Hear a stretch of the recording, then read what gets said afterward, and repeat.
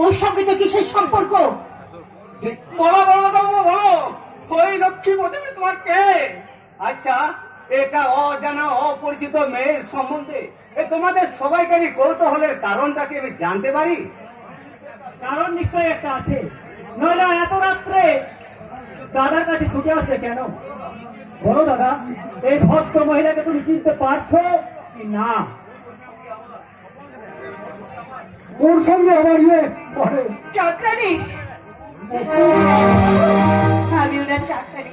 ওই বাবু যখন আমাদের ওখানে থাকতেন, আমি ওই বাবু সব কাজ করে দিতাম। তুমি যদি চাকরানি হবে, তাহলে ধ্রুবর বিয়ের কথা শুনে তুমি হাহাকার করে কেঁদে উঠলে কেন? দুঃখী বাবা দুঃখী। ওই বাবু আমায় বলেছিলেন, বকুল যখন আমার বিয়ে হবে তুমি নিজে দাঁড়িয়ে থেকে সংকীর্তনী করবে, উলুধ্বনি করবে। তাই আমার অজান্তে বাবুর বিয়ে হয়ে যায়। আমি যে ভীষণ দুঃখ পেয়েছি মা, ভীষণ দুঃখ পেয়েছি। আরে বেচারা, তোমার দুঃখের কাহিনী শুনতে শুনতে দাদার ফুল সজ্জাটাই মাটি হয়ে গেল। কাজে তুমি এবারে আসতে পারো। এত রাত্রে আমি যাবেন কোথায়?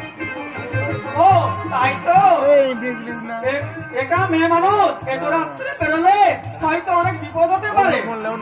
ঠিক কথা, এত রাত্রে ও যাবেই না কি করে?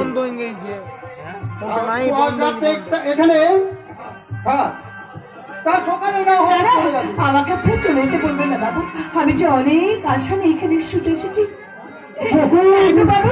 ওখানে আমি যেমন তোমার চাকরানি ছিলাম, এখানে আজীবন আমি তোমার চাকরানি হয়ে থাকতে চাই বাবু। তা কেমন করে ভাবো?